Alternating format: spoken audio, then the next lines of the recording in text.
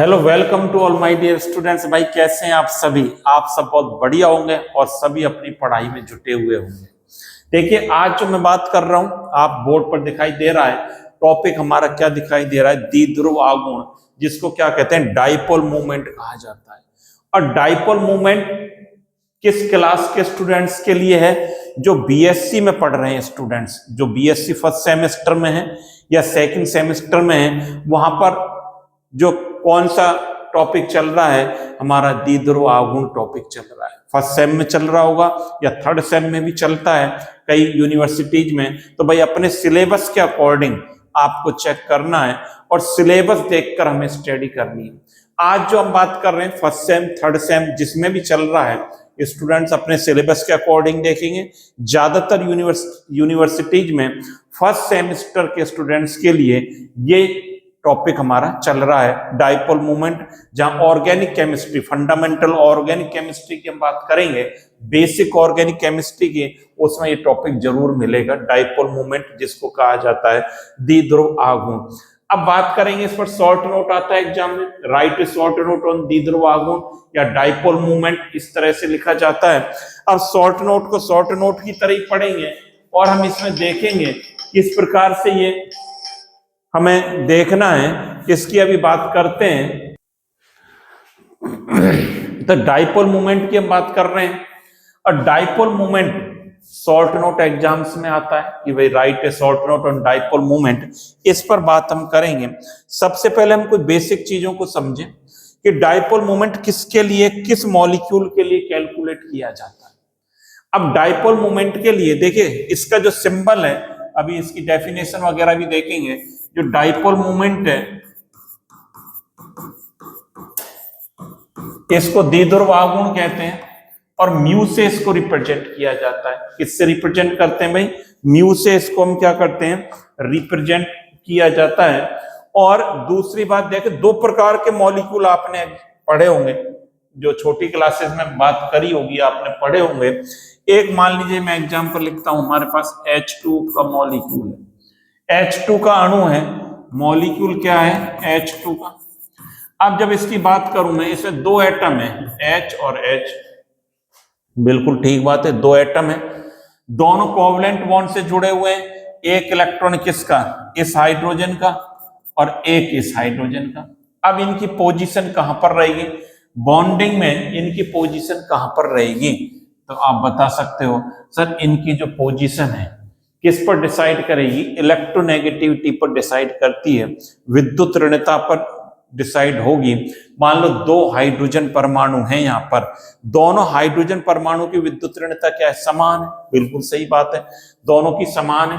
मान लीजिए इसको मैं ए मान लेता हूं, इसको बी मान लेता हूं, तो इलेक्ट्रॉन कहां पर रहेगा? मिड में रहेगा। इस प्रकार से रहेगी इलेक्ट्रॉनिक पोजीशन, ये इस प्रकार से रहेगा H, और इसको ऐसे लिख सकता हूं H बॉन्ड H, इस प्रकार से।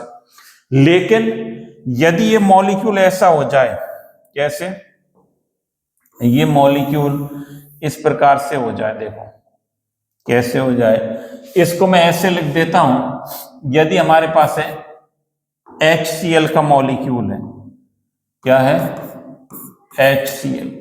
अब बताओ, यदि हम HCl की बात करें तो आप कहोगे सर विद्युत ऋणता, जो इलेक्ट्रोनेगेटिविटी और Cl क्या है, हाइड्रोजन के कंपेयर में ज्यादा होती है।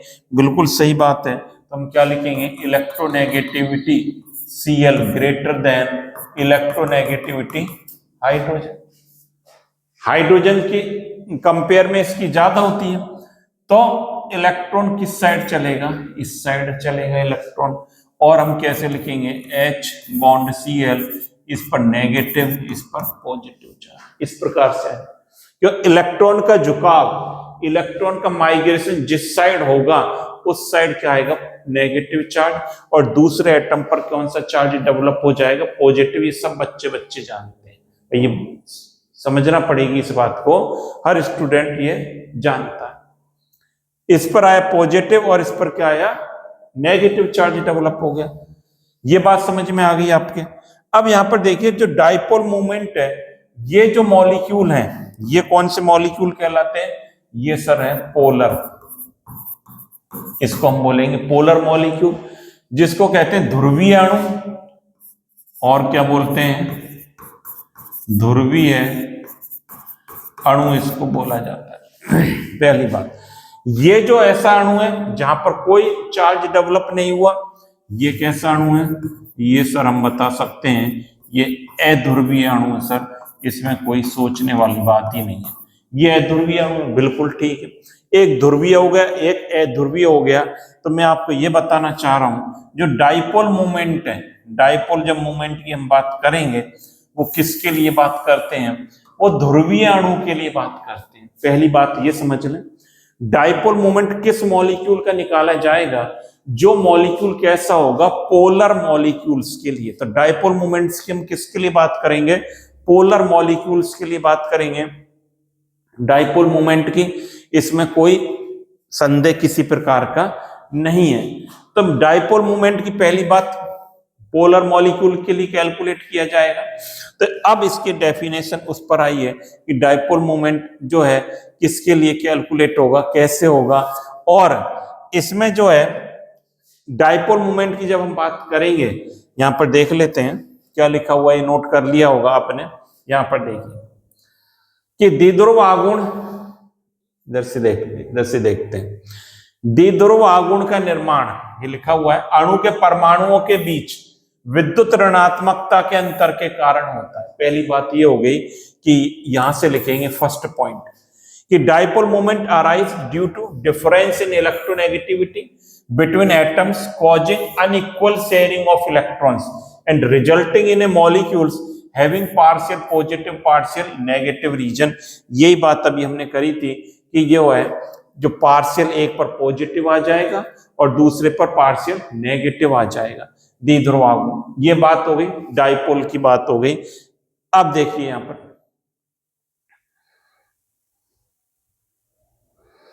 और क्या बात लिखी हुई है, इसको देखते हैं।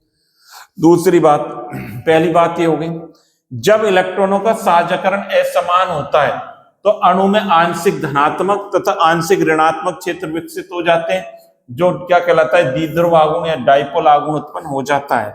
ये दूसरी बात, ये इसी में ही लिखी हुई है, दोनों बातें। द्विध्रुव आघूर्ण की यूनिट इकाई इसकी क्या होती है, डिवाई होती है, डी से, इसको कैपिटल डी से लिखा जाता है, तो इसकी यूनिट जो है क्या होती है, डिवाई होती है। ये बात होगी। अब देखिए और क्या हमें पढ़ना है, द्विध्रुव आघूर्ण क्या है, ये लिखा हुआ है, dipole moment is a vector quantity, vector quantity सदिश है जो दिशा को से निर्धारित हो, वेक्टर क्वांटिटी है that measure the separation of positive and negative charge with in A molecule. क्या क्या करेगा, measure the separation of positive negative charge with in A molecule, separation करेगा किसका, जो सेपरेट हुआ है चार्ज, उसको मेजर काम करने का काम करता है। द्विध्रुव आघूर्ण एक सदिश राशि है जो किसी अणु में धनात्मक और ऋणात्मक आवेशों के बीच पृथक्करण को मापता है, उनको मेजर करता है, धनात्मक ऋणात्मक आवेश को। ये भी आप पढ़ चुके लेंगे। और it is defined as the product of the magnitude of the charge. कैसे डिफाइन कर सकते हैं, तो ये इंपॉर्टेंट बात है, ये इंपॉर्टेंट है। Defined as the product of the magnitude of the charge Q and the distance D between the centre of positive and negative charge.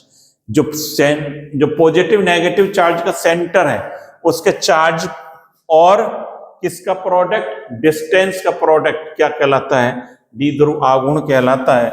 ये आपने पढ़ रखा है और ये हमें समझना भी है। तो म्यू की जो डेफिनेशन हो गई, mu is equal to Q into D होता है। यदि आवेश की मात्रा Q है, धनात्मक ऋणात्मक आवेश के केंद्र के बीच की दूरी D है, तो इसको क्या करेंगे, म्यू बराबर क्या करेंगे, Q इंटू डी करेंगे। कैसे करेंगे यहां देखें, इसको भी समझ लें। मान लीजिए एक हमारे पास मॉलिक्यूल, ये इस प्रकार से मैं बना देता हूं, ऐसे बना देता हूं, ये ऋणावेश है, ये धनावेश है, दो चार्ज है, एक पॉजिटिव और एक नेगेटिव। ये बात आपके समझ में आ रही होगी कि कैसा है, ये जो डिस्टेंस है और ये डिस्टेंस है, ये जो डिस्टेंस है इनके बिटवीन,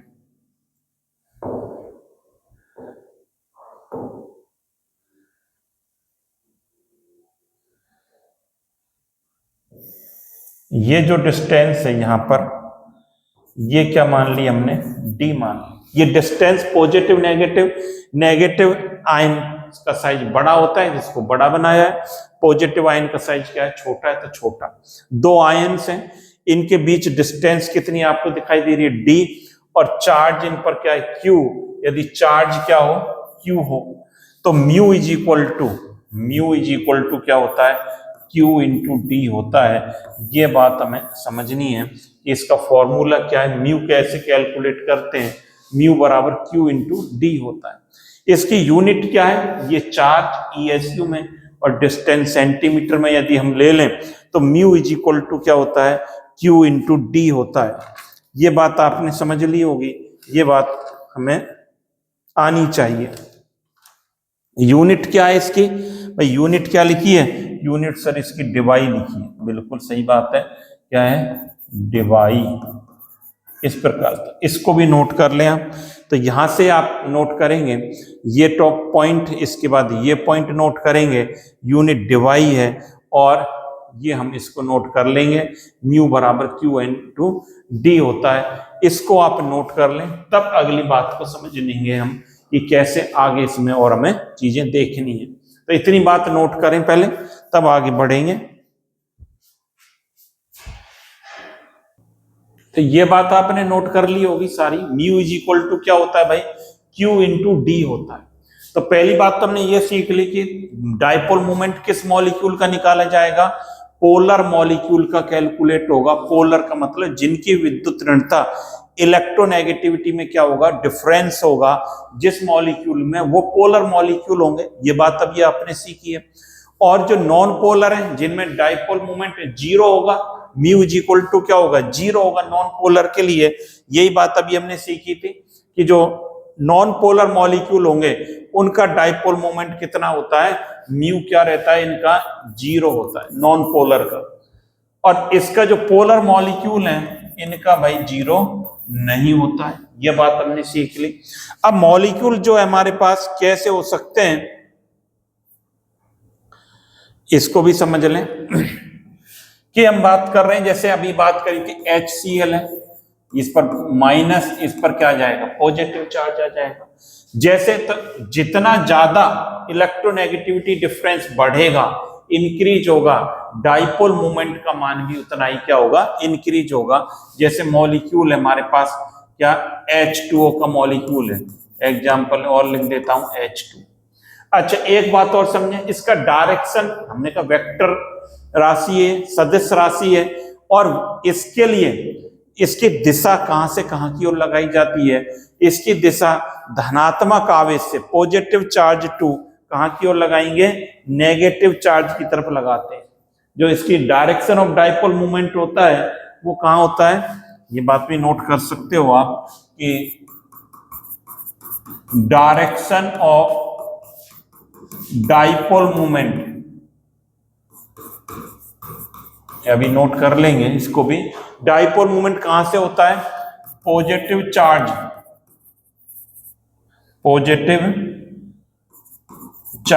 टू कहां होता है, नेगेटिव चार्ज होता है।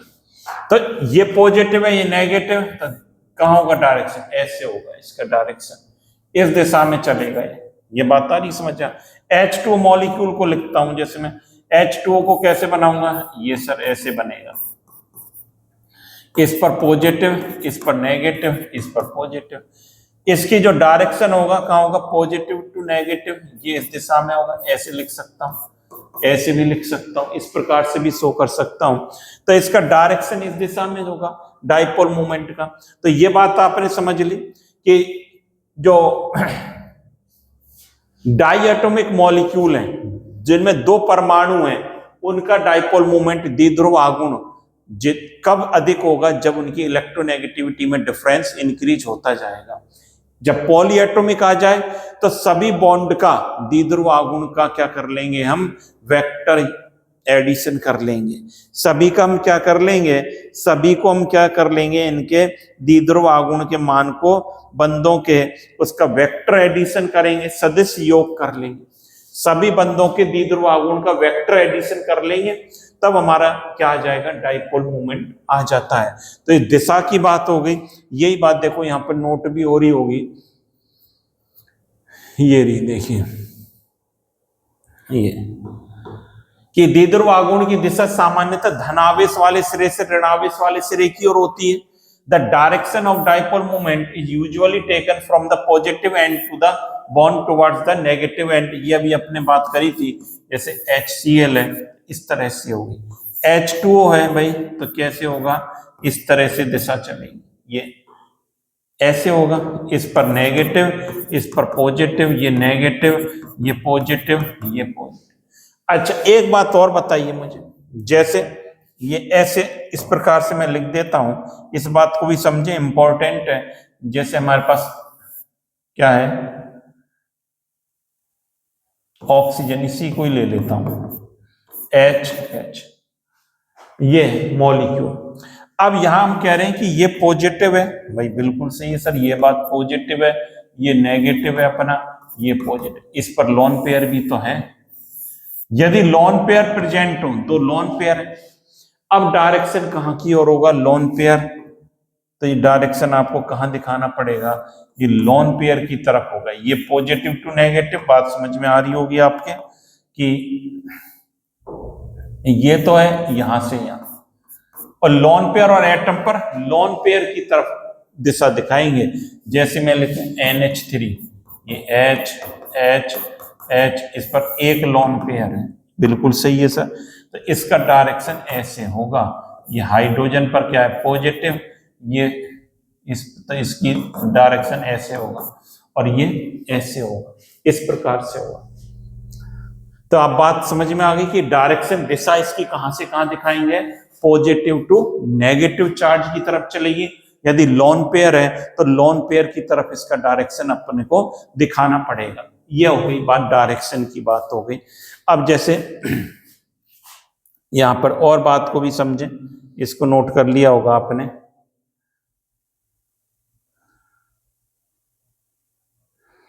देखिए ये भी समझें, जब कोई अणु ध्रुवीय होता है तो उसमें डाइपोल मोमेंट पाया जाता है, ये बात अभी हमने करी थी। ये जैसे मैंने लिखा था HCl, ये ध्रुवीय है तो नेगेटिव, ये पॉजिटिव, डाइपोल मोमेंट पाया जाएगा, और इसका म्यू क्या होगा, 0 नहीं होगा। लेकिन यदि मैं H2 लिख देता हूं तो H और H, इसका जो डाइपोल मोमेंट क्या रहेगा, 0 होगा, ये 0। यही बात लिखिए, पानी के अणु H2 में ऑक्सीजन हाइड्रोजन के बीच इलेक्ट्रॉन बराबर नहीं बटे होते, इसलिए हर OH बंध पर आंशिक धनावेश और आंशिक ऋणावेश होता है। In H2 electrons are not shared equally between oxygen hydrogen, so each OH bond get partial positive negative charge. यही बात अभी करी थी, क्या बात करी थी, कि इसमें जो है देखिए,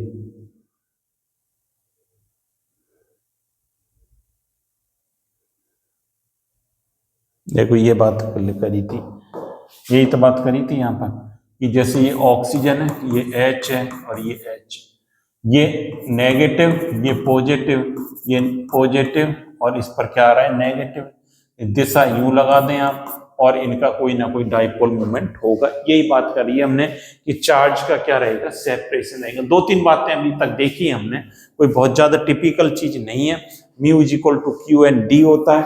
वेक्टर एडिशन, इसका जो पॉली एटॉमिक है तो क्या है, वेक्टर राशि है, वेक्टर सदिश राशि है। द्विध्रुव आघूर्ण मतलब इसकी कोई ना कोई दिशा होगी। दिशा कहां से कहां, डायरेक्शन कहां से कहां की हो, positive to negative. Lone pair है तो लोन पेयर की तरफ इसका डायरेक्शन होगा। ये बात हमने देख ली।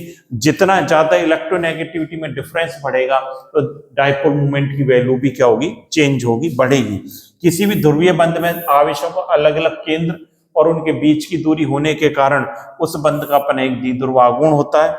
Any polar bond has on dipole moment because the center of positive negative charge are separated। यही बात अभी तक हम करते आ रहे हैं, कोई नई बात अभी तक इसमें कोई बहुत ज्यादा नहीं करिए। ये बात सारी आपकी क्लियर हो गई होगी। अब यहाँ पर देखिए, एक और इम्पोर्टेंट बात करनी थी अपने को, क्या, यहाँ पर देखिए, जैसे हमारे पास एक मॉलिक्यूल है NH3 और भाई एक है NF3। इसकी बात करें, अब इनका पूछा जाए डाइपोल मोमेंट, दोनों पोलर मॉलिक्यूल हैं, बिल्कुल सर, इसको ऐसे लिख देता हूं NH H H और एक क्या है लोन पेयर, बिल्कुल। यहां पर ये कैसे लिखूंगा, ये N है, एक ये F, तो इसको भी ऐसे ही लिख दिया। अब देखो यहां पर जो इलेक्ट्रोनेगेटिविटी इसकी ज्यादा है, इस पर पॉजिटिव, इस पर क्या आएगा नेगेटिव, ये पॉजिटिव ये पॉजिटिव। डायरेक्शन कहाँ होगा, पॉजिटिव टू नेगेटिव होगा, बिल्कुल होगा। ये कहाँ होगा, यहाँ, मतलब सेम डायरेक्शन में। नाइट्रोजन से लोन पेयर की तरफ जा रहे हैं और कहाँ जा रहे हैं, हाइड्रोजन से नाइट्रोजन की तरफ। तो इसका म्यू जो है वो कितना आएगा, अभी देखते हैं इसका म्यू। दूसरी बात, इसको देखो, यहां इलेक्ट्रोनेगेटिविटी में अंतर आ गया भाई, समझ लेना। यहां फ्लोरीन की इलेक्ट्रोनेगेटिविटी और पीरियोडिक टेबल में सबसे ज्यादा होती है, आपको पता है। तो ये नेगेटिव ये नेगेटिव ये नेगेटिव, ये ज्यादा नेगेटिव है, तो डायरेक्शन कहां होगा, इस तरह होगा, इसका इस तरफ होगा लोन पेयर। ये अपोजिट डायरेक्शन में चल रहा है बॉन्ड का, तो इसका म्यू लगभग नेग्लिजिबल होता है, 0.12 डी के लगभग होता है। इसका कितना रहता है, 0.12 डी के लगभग रहता है। इसका जो NF3 है, और जो है इसका लगभग कितना हो जाता है, हम यहाँ लिख लो इसकी value, mu is equal to, इसकी लगभग होती है 1.7 डी के लगभग। तो क्वेश्चन बन गया, क्या बन गया अपना, कि NF3 दोनों में भी पोलर बॉन्ड है, NH3 में भी पोलर बॉन्ड है, लेकिन NH3 का डाइपोल मोमेंट 1.7 ज्यादा होता है, NF3 का लगभग 0 के बराबर या नहीं के बराबर होता है। क्यों, वाई? तो आप ये आंसर लिखेंगे यहाँ पर कि NH3 में जो डाइपोल मोमेंट है वो क्या रहती है, डायरेक्शन सेम डायरेक्शन में रहती है बॉन्ड की और लोन पेयर की। यहां पर जो डायरेक्शन है डाइपोल मोमेंट की वो कहां चल रही है, अपोजिट चल रहा है, लोन पेयर का अलग दिशा में, इसका अलग दिशा में, इसलिए ये क्या हो जाता है, 0 हो जाता है, लगभग ना के बराबर हो जाता है। तो नोट कर लें इसको भी, तब अगली बात करेंगे। इसको भी नोट कर लें साथ ही साथ। हाँ भाई, कर लिया है नोट सभी ने, बहुत बढ़िया। अब चलिए आगे चलते हैं। यहां पर देखिए अगली बात क्या है, ये इंपॉर्टेंट है भाई, इसको स्टार मार्क लगा दें यहां पर। अगर यदि किसी अणु में दो ध्रुवीय बंध हो, क्या कहता है, यदि किसी मॉलिक्यूल में दो पोलर बॉन्ड हैं, if a molecule has two polar bond, they have individual dipole moment μ1 μ2 and the angle between them theta. क्या कहता है कि अणु में दो ध्रुवीय बंध हैं और हर बंध का अपना द्विध्रुव आघूर्ण क्या है, μ1 μ2 माना जाता है, उनके बीच कोण क्या है, थीटा है। क्या कहता है, इस प्रकार से बात चल रही है, इसको समझें कि अपने पास क्या है, कोई पोलर दो अणु है, कोई एक अणु है, ये मॉलिक्यूल का सेंटर एटम है, एक बॉन्ड ये है, इसको बढ़िया बना देते हैं। देखो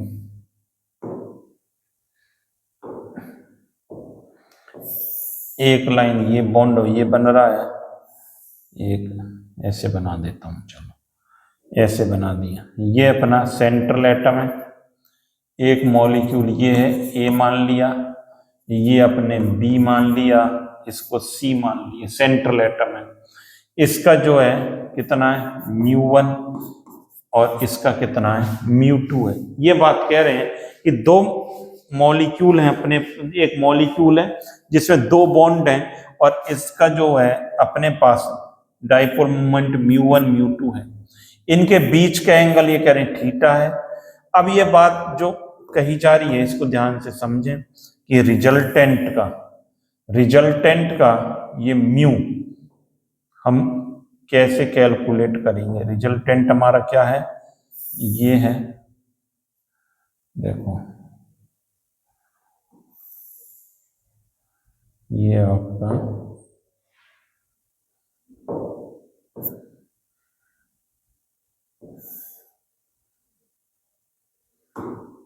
कौन जा रहा है भाई,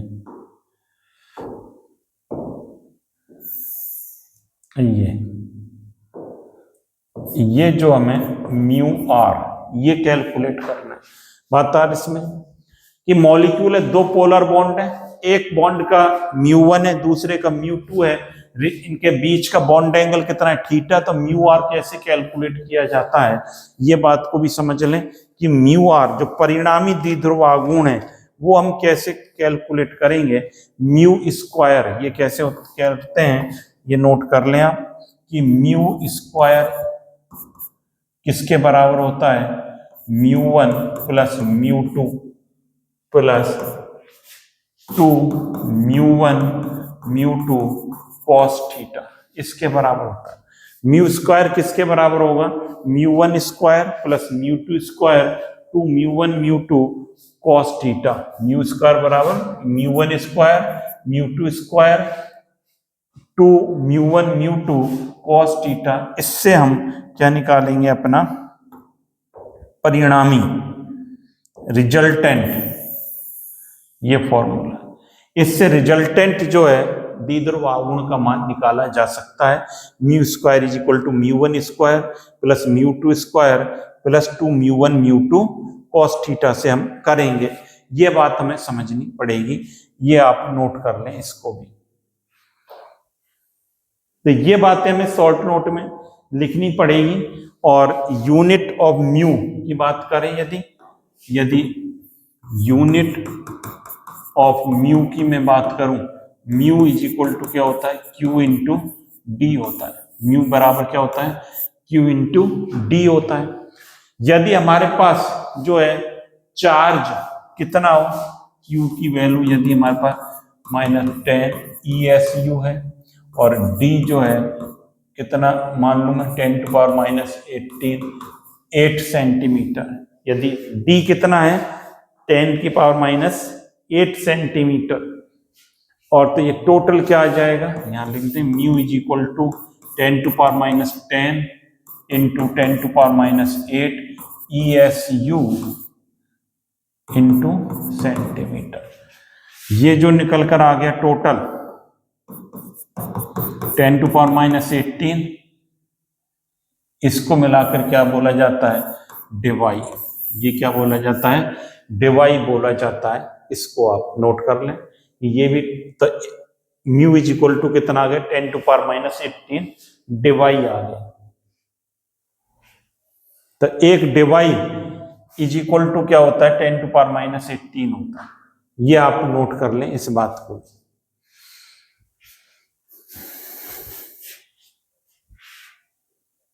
कर लिया भाई, बिल्कुल, बहुत बढ़िया, बहुत बढ़िया ढंग से आप सीख रहे हैं सारी चीजों को।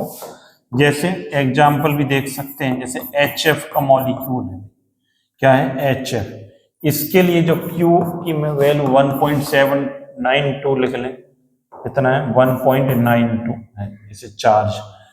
और जो है तो कैसे निकालेंगे हम, म्यू बराबर कैसे निकालेंगे, इसके लिए म्यू बराबर कैसे निकालोगे, बता सकता है कि कोई बच्चा, कैसे आप निकालेंगे। मैं कहूँ म्यू कितने डिवाई है इसका, तो कैसे लिखूंगा 1.92 इंटू 10⁻18। और क्या लिख सकता हूँ, म्यू बराबर 1.92 डिवाई, ऐसे भी रिप्रेजेंट, मतलब एक 1 डिवाई 10⁻18 के बराबर है। ये हमें समझना पड़ेगा कि म्यू की वैल्यू कितनी होगी, ये हमें पता हो 1.92, तो इसको 10⁻18 से मल्टीप्लाई कर दो तो ये क्या बन जाएगा, डिवाई में आ जाएगा। म्यू इज इक्वल टू इतने डिवाई आ जाएगा। चलिए, ये बात हो गई, ऐसी कोई विशेष बात नहीं है इसमें। अब अगली बात करते हैं। अगली बात क्या है, इसकी एप्लीकेशंस क्या है। पहली application in determining molecular structure. भाई मॉलिक्यूलर स्ट्रक्चर का निर्धारण, आणविक संरचना का निर्धारण सर कैसे होगा, तो इस बात को हमें समझना है। बड़ा बढ़िया है कि डिटरमाइनिंग मॉलिक्यूलर स्ट्रक्चर। देखिए शॉर्ट नोट आएगा, पहले तो हमें उसकी डेफिनेशन लिखनी पड़ेगी। Mu is equal to q d से स्टार्ट करेंगे। पोलर मॉलिक्यूल का कैलकुलेट होता है, इलेक्ट्रोनेगेटिविटी डिफरेंस इंक्रीज होगा तो डाइपोल मोमेंट इंक्रीज होता है। म्यू जो होता है क्या होता है, वेक्टर एडिशन होता है पॉलीएटॉमिक मॉलिक्यूल में। और डायरेक्शन ऑफ म्यू क्या होता है, आपने पढ़ लिया, पॉजिटिव टू नेगेटिव चार्ज होता है, और यदि लोन पेयर है तो लोन पेयर की तरफ रहता है डायरेक्शन। ये बात हमने देख ली, मोटी मोटी बातें। और जो है रिजल्टेंट म्यू कैसे निकालते हैं, mu square equal to mu one square plus mu two square plus two mu one mu two cos theta से हम रिजल्टेंट निकाल लेते हैं। अब आणविक स्ट्रक्चर कैसे निर्धारण करेंगे, एग्जाम्पल से समझेंगे। जैसे हमारे पास एग्जाम्पल है CO2 का मॉलिक्यूल है। अब CO2 में क्या है, carbon oxygen. Carbon oxygen bond कैसा बॉन्ड है, पोलर बॉन्ड है। कैसा बॉन्ड है ये, पोलर, पोलर बॉन्ड है कार्बन ऑक्सीजन, मतलब इसकी नेगेटिविटी ज्यादा है, इसकी कम है, ये चार्ज हो गया। दो पोलर बॉन्ड है इसमें, मैं ऐसे लिख सकता हूं, ऐसे हम बता सकते हैं कार्बन ऑक्सीजन के कितने बॉन्ड हैं, 2 बॉन्ड है। तो प्रत्येक बॉन्ड का अपना इंडिविजुअल डाइपोल मोमेंट होगा। जब मॉलिक्यूल की बात करें तो CO2 का जो dipole moment practically experimentally check किया गया, तो आपको इमेजिन करोगे आप, और इसका जो है डाइपोल मोमेंट कितना आया, 0 आया। डाइपोल मोमेंट कितना है, 0। अब 0 आया, डेट मीन्स इसकी स्ट्रक्चर एंगुलर तो नहीं है, इसकी स्ट्रक्चर कोणीय नहीं है, इसकी स्ट्रक्चर कैसी होगी, रेखीय लीनियर होगी। ये हमें इससे पता चलता है, मतलब CO2 की जो स्ट्रक्चर होगी वो क्या होगी, लीनियर होगी। कैसे, ये इस प्रकार से है। अब इस बात को समझें, ये इस प्रकार से ये बताता है कि इसके लिए क्या है, डाइपोल मोमेंट क्या है, 0 है। 0 आने का मतलब ये बताता है CO2 कैसा है, लीनियर है। यहां पर कैसे, कार्बन ऑक्सीजन, तो जो है क्या पता चल रहा है यहां से, कार्बन ऑक्सीजन में जो डाइपोल मोमेंट की जो डायरेक्शन होगा वो धन से, ये इलेक्ट्रोनेगेटिव, ये इस तरफ होगा सर, इसमें इस तरफ होगा सर। इसका जो है यदि एक का ये पॉजिटिव μ1 है, ये क्या होगा, नेगेटिव μ1 होगा, ये होगा। एक पॉजिटिव होगा तो दूसरा क्या होगा, नेगेटिव होगा, यही तो होगा।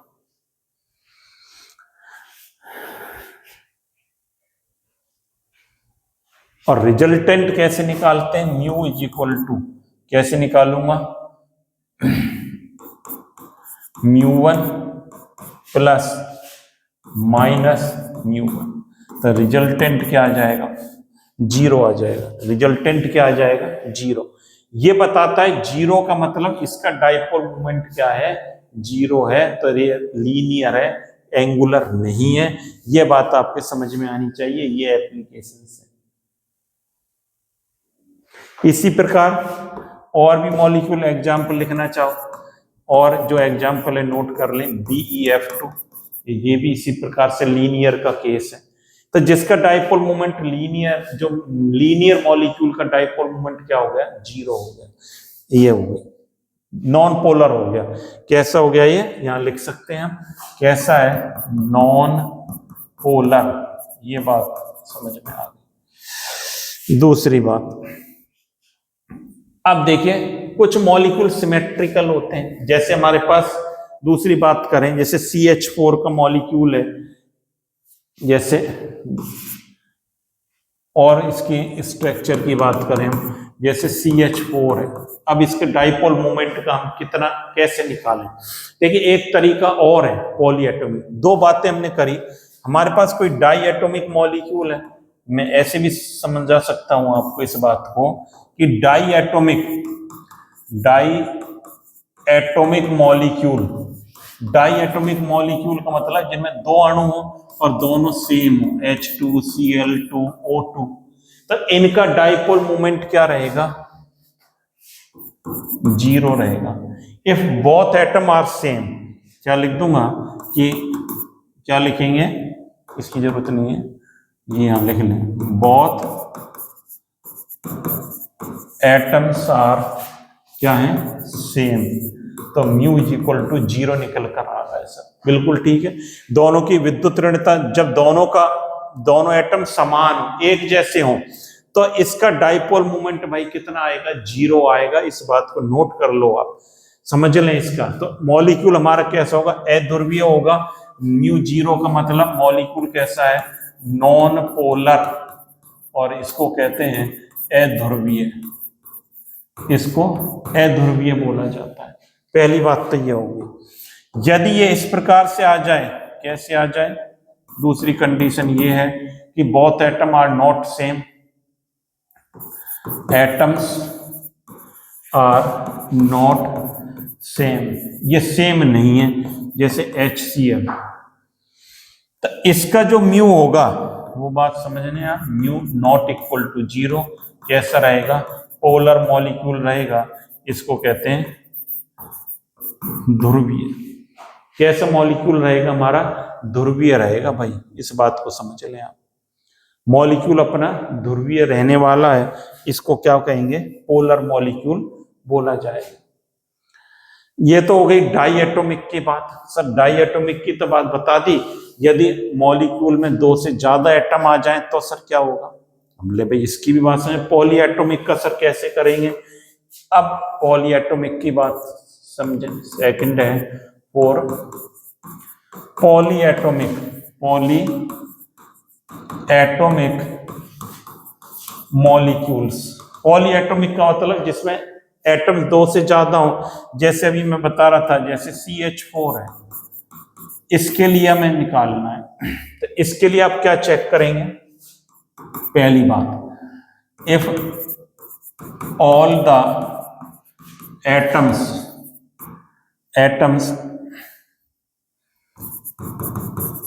अटैच्ड टू सेंट्रल एटम, क्या लिखेंगे, attached to central atoms are same. क्या बात हुई, हिंदी में क्या लिखेंगे, यदि केंद्रीय परमाणु से जुड़े सारे परमाणु समान हो, पहली कंडीशन। हिंदी में लिखूं क्या, लिख दो सर, यदि केंद्रीय परमाणु से जुड़े सभी परमाणु समान, पहली कंडीशन। दूसरी सेंट्रल एटम पर कोई लोन पेयर ना हो, दूसरी बात लिख लें, no lone pair is present on central atom. मतलब क्या बोलेंगे, केंद्रीय परमाणु पर लोन पेयर अनुपस्थित हो।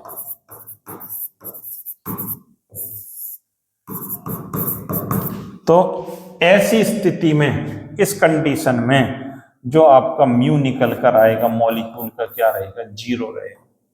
इस बात को समझें, ऐसी कंडीशन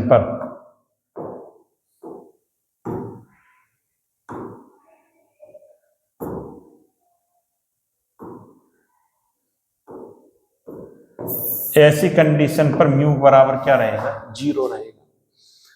बात आ गई समझ में। 2 बातें लिखी हैं कि सारे परमाणु समान हो, दूसरी उस पर लोन पेयर एब्सेंट हो।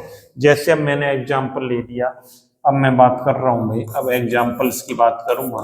CH4 है, सारे परमाणु समान है, लोन पेयर है क्या, नहीं। कार्बन जो है C6 होता है सर, 1s2 2s2 2p2 लिखते हैं, 4 इलेक्ट्रॉन है, 4 बॉन्ड बना रहा है, तो लोन पेयर इस पर, अरे कहां जा रहा है भाई, लोन पेयर 0, सेम एटम है, तो इसके लिए म्यू बराबर 0 निकल कर आ जाएगा। कितनी बढ़िया ट्रिक बता दी सर, मजा आ गया सब। जैसे एग्जाम्पल लिखता हूं PCl5, अब तुम बताओ, फास्फोरस है, सारे atom same, phosphorus 15, 1s2 2s2 2p6 और 3s2 3p3, 5 एटम, 5 ही बॉन्ड बना रहा है, तो लोन पेयर इस पर 0, mu is equal to 0, non polar molecule हो गया। इस प्रकार आप चेक कर सकते हो जो है हमारा मॉलिक्यूल कैसा होगा। और देख, और एक दो एग्जांपल बता दो सर, इसको भी करेंगे। इसकी बात अभी करने वाले हैं अपन, यहां से ले लेते हैं पेज अपन उठाने। देखो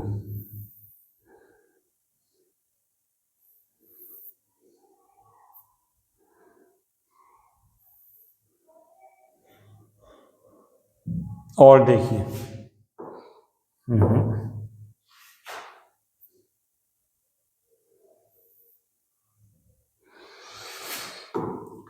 एक एग्जांपल और बता दो। जैसे CCl4 है सर, यहां भी यही पोजीशन है, इसके लिए भी म्यू बराबर 0, तो म्यू का 0 आते ही मॉलिक्यूल कैसा हो जाएगा, नॉन पोलर हो जाएगा। बात आ गई समझ? CCl4 है, BF3 है, C6H6 है, ये सब इनके लिए क्या है, म्यू बराबर क्या है, 0 है। तो म्यू बराबर 0 का मतलब सिमेट्रिकल, कैसे मॉलिक्यूल है, सिमेट्रिकल। ये सिमेट्रिकल मतलब सममित अणु है, सममित अणु। तो ये बात आपने समझ ली कि मॉलिक्यूल सिमेट्रिकल होगा तो म्यू क्या आ जाएगा, 0 आ जाएगा। तो इस बात को भी आप नोट कर लें, ये सिमेट्रिकल मॉलिक्यूल है, इनका मॉलिक्यूल का द्विध्रुव आघूर्ण कितना रहेगा, 0 रहेगा।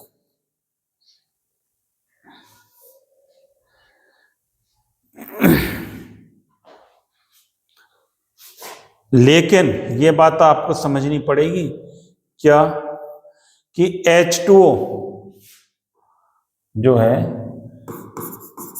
H2O इसका म्यू 0 नहीं होता है। ये कैसा है, एंगुलर, एंगुलर माने कोणीय होता है।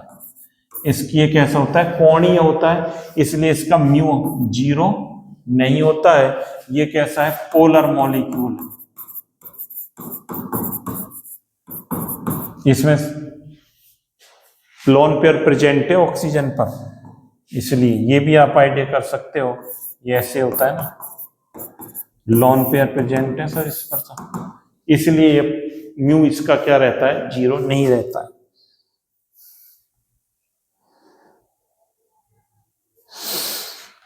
एक मॉलिक्यूल, एक एग्जांपल और लिखता हूं, देखो अपने पास एक मॉलिक्यूल ये है, ClH, ClH, ये क्या है, 1,2 डाइक्लोरोएथीन है, सिस, ये तो सिस है। और एक इसका ऐसा बना देता हूं, ये HCl, ये सर ट्रांस है, ये क्या है, ट्रांस। अब आप मुझे ये बता दो किसका डाइपोल मोमेंट ज्यादा होगा। देखना, जो सेम डायरेक्शन में चलेंगे उनका तो बढ़ेगा, ये इसकी इलेक्ट्रोनेगेटिविटी ज्यादा, ये ऐसे चलेगा। यहां पर ये ऐसे जा रहा है और ये अपोजिट डायरेक्शन में जा रहे हैं, तो इसका म्यू क्या रहेगा, ज्यादा रहता है, इसका क्या रहता है, कम रहता है।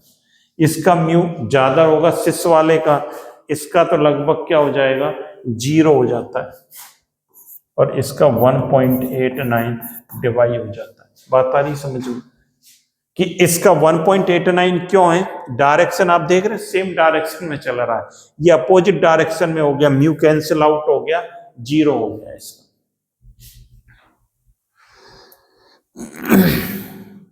तो इनको भी नोट कर लें एक बार, बढ़िया। यहां पर देखिए, ये कर लिया, तो एक एप्लीकेशन और है छोटी सी, उसको भी समझ लें, फिर हमारा ये शॉर्ट नोट समाप्त हो जाएगा। यहां देखें, दूसरा क्या है, determining the polarity of a bond, bond की पोलरिटी। अभी आपको ये बात की पहले डिस्कस करी थी, पोलरिटी इंक्रीज होगी तो म्यू इंक्रीज होगा भाई, म्यू। अब पोलरिटी इंक्रीज कैसे होगी, इलेक्ट्रोनेगेटिविटी डिफरेंस क्या हो, इंक्रीज हो मॉलिक्यूल में। जैसे हमारे पास, मैं ये लिख सकता हूं कि म्यू प्रोपोर्शनल क्या होता है, पोलरिटी, ये लिख सकते हूं, इसको ये समझा सकता हूं कि ये पोलरिटी के प्रोपोर्शनल है, और इसको क्या कहते हैं, ध्रुवीयता, ध्रुवीयता। ध्रुवीयता का क्या मतलब है सर, यहां समझ ले भाई ध्रुवीयता, जैसे हमारे पास ये HF, HCl, HBr और HI, ये। अब सबसे ज्यादा ध्रुवीय कौन सा है भाई इसमें? देखो पहले तो हम लिखें पोलैरिटी।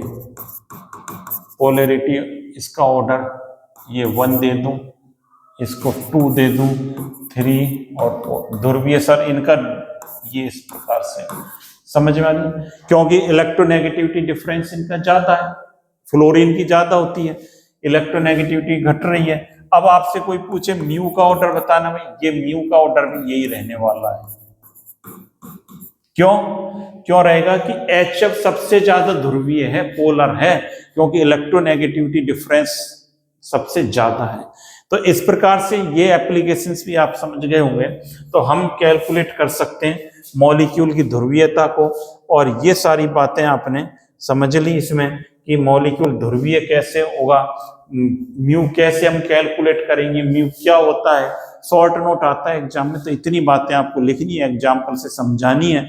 क्वेश्चंस भी कई बार छोटे 1 नंबर का बन जाता है, जैसे NF3 NH3 का उदाहरण लिया, HF HCl HBr HI का एग्जाम्पल लिया, CH4 SF6 इनका बताया कि सेम मॉलिक पर एटम जुड़े हों, लोन पेयर एब्सेंट हो तो मॉलिक्यूल कैसा हो जाता है, नॉन पोलर हो जाता है। इन मोटी मोटी बातों को आप ध्यान करेंगे, पढ़ेंगे तो आपके लिए बढ़िया रहेगा, और साथ ही साथ भाई नोट्स भी इनके बना लें। इतना आप करेंगे, नेक्स्ट क्लास में नए टॉपिक के साथ मिलेंगे। जब तक आप इसको कंप्लीट रिवाइज करेंगे, पढ़ेंगे, और जब तक के लिए सबको thank you, have a nice day. सब स्वस्थ रहें, मस्त रहें, और भाई अपनी पढ़ाई में जुटे रहें। Thank you.